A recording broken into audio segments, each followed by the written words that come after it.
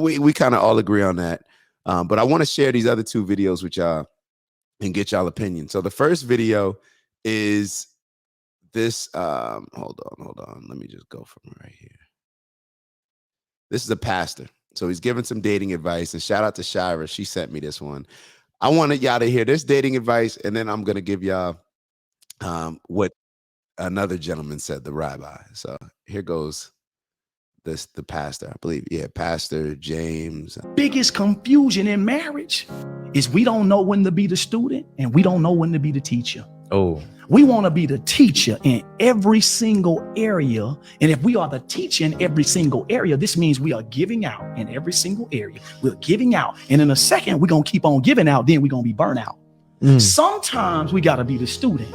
So watch this. Men, why would you marry a woman that you can't be the student to? Damn.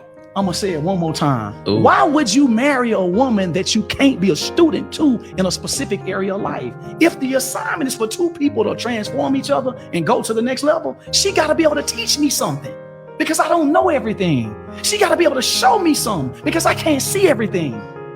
Right? If the two becoming one, two become one because why? I'm going to make her better. She's going to make me better. We're not fighting against each other. We're fighting with each other and fighting for each other.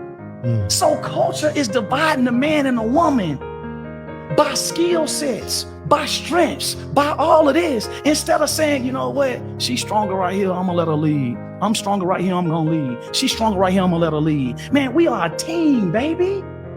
Yeah. And so therefore, when the two becomes one, we don't work. When we got our household set, we don't care what y'all doing out there. The biggest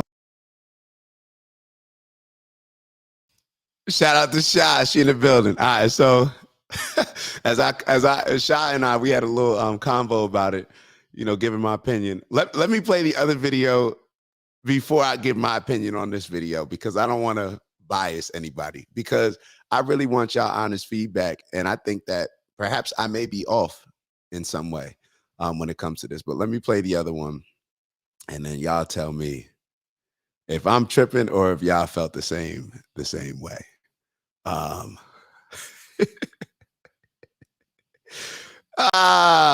don't know, man. I don't know. All right, here we go. Shout out to my guy, Rabbi Friedman. I don't even realize though, Tafari, when you sent me this and Tafari sent me this video, this is the rabbi that I interviewed. Dope homie. This is the one whose crib I went to and I interviewed him. To raise a child. The parents should not agree on everything, because then there's only one parent. The mother's role and the father's role should not be the same. The father should be a little more removed from the everyday growth of the child, almost like the judge in an Olympic event. The mother should be like the coach, totally involved in the child's progress. And so the coach should be a good coach. The judge should be an inspiring judge. They should not become the same. Too often when a father decides to become a little more involved domestically, he becomes an assistant mother. He does the diapering sometimes, he does the cooking sometimes, which is fine as a pinch hitter for the mother's responsibilities, but that's not what you're there for. You're there to be the father. So you don't have to agree. You each have to do your half of the project, your half of the role. You can't have two judges and no coach. How's the child going to get anywhere? And you can't have two coaches with no judge. How do you know that you're getting anywhere? So the father should be the father and the mother should be the mother. It takes two. All right. So what are your thoughts? And what are your thoughts? And y'all let me know if y'all need me to, play it again in a little bit. All right. But as I cross my arms, you feel me? Y'all got to read body language.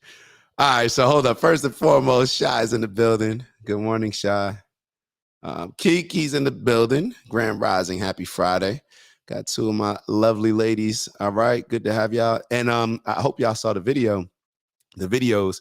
Queez said that they both have points. I agree. I agree that they both have points. But y'all know I keep it real with y'all. I got to keep it real with y'all. Even if that means that y'all say that I'm wrong, let's go back to the lesson. I need people to tell me, when I'm wrong, if I'm seeing things, a little off. My man, the pastor, just came off a little simpish, man. It just came off like a little bit like he's doing too much. Like I felt the energy that he was trying to pander, and it's one of those things where he's like, it just felt like it was coming across as if, oh, we could both lead, it's no big deal. No. This and let me preface this with, this is just my opinion. And I am fully understanding and appreciative of the fact that everybody can do their thing differently. Whatever works for you, if you got something working, cool, do that. No problem. But I'm just talking for the masses. I do believe that overall, it's almost like the type of situation where if you're a coach and you're teaching kids a certain technique to go about things, because over the years you've seen that this technique is going to give the majority of kids the highest chance of being successful in this particular area. You're going to coach in that particular area. However, every now and then you may get a kid who's exceptional that may be just, it seems like, they're just doing it better that way. They tried to do it the other way, but for whatever reason, this just works better with them and they're able to be successful at it. Cool. I understand all that. But when it comes to this, I'm big on receiving advice, giving advice that is going to put the most of us, give the majority of us the best possible chance to be successful. And to me, that is with a man understanding the leadership role. Every time I hear people like that pastor speaking, where they're saying like, oh, well, a man needs to be fine with, letting the woman take the lead in this area. The last time I checked, the issues that we have in our relationships is the man not leading, is the man not taking a leadership role, is the fact that too much is on the women's plate when it comes to leading. So therefore, why would you now present a solution that is scolding the man now on saying like, hey, you need to give up some of your leadership, when the majority of us, in my opinion, is the problem is that most of us aren't leaders. Most of us don't assume responsibility. Damn near what I see is a lot of men just falling back. Cool with the women. Yo, you could do that. Yeah, appreciate that. Thank you. Yeah, handle all that. That to me is what I see as the problem. So I don't understand, or I do understand, and I think Queez addressed it as well. He said he definitely was appeasing the women, but you can learn from your wife. I'm glad that Queez, somebody who's married in it, just gave that. So I'm gonna leave that up there. I agree with you, Queez. Of course you're gonna learn from everybody, but I don't see the need to like state the obvious in an area, and you're using like, you're kind of conflating two different things in my opinion, where it's like, yo, our problem is we are not taking enough of a role as a leader. So why would you present the solution as if the majority of men are just out here just saying like, they're assuming too much responsibility when it comes to leading? Ladies, y'all tell me, am I tripping? Because I may be off. I'm totally fine with if I'm wrong, but I just see that video as just another video to where they're just trying to appease women, trying to gain an audience and a like when it comes to women, rather than just keeping it real and saying what it is. And what Shy and I were talking about is, the head coach of a team, let's say you have a head coach. The head coach hires people that you have a hire an offensive coordinator and an offensive staff and a defensive coordinator and a defensive staff. Now, that coach is the leader at all times. It comes down to the coach. They have the final say. The coach is the leader. Now, what they're going to do is receive information from the offensive coordinator, who may be a better, locked in with X's and O's from an offensive standpoint.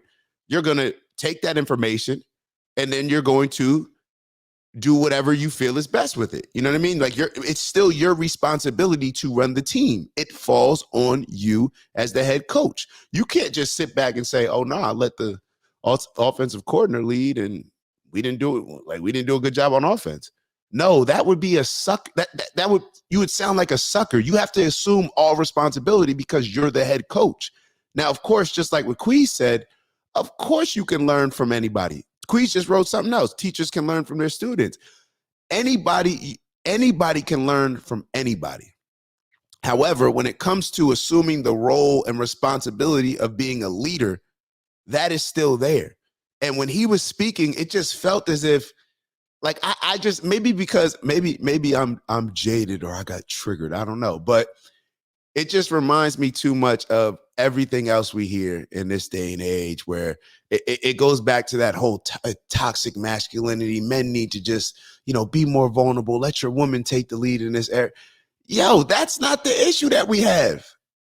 The issue that we have in our community that I see is that men are not assuming a lead, are not taking responsibility, are not living up to that duty. But then all the advice that we hear, it's almost as if they're speaking to somebody who's overdoing it as a leader. No, our problem is our men are underdoing it severely. But maybe I'm just off. And then when I hear the rabbis, what the rabbi was saying, it just seemed to me like a more direct, straightforward approach. No pandering. It is what it is. This is what works best. So this is how we're going to do things. Does it come across now? Are most people going to look at that and say, like, oh, that's a word? Like, I don't think most people will look at it like that. I don't think that that's going to make people feel comfortable. But what did the book say? I think what the rabbi is saying, he's going to put us in a position to where it's like, yo, this is your role. Even if you assume these responsibilities to help your wife out, of course. However, that's something that's her role. And the funny part about it is they're really saying the same thing, but one just comes across to me in a way that I think is dangerous in some ways, because it just, I don't know. I don't know. It just sets the tone in a way that I don't think, like, I just see through it. Like, there's just something about it. I just see through it. I guess now I sound like Bez talking about Dion, where it's just like, I don't know. I just see something. As I'm hearing this video, I just felt that, but I don't know. Who knows? I may be a little bit off on that one. I may be a little bit off, and I'm perfectly fine with being off on that. And speak.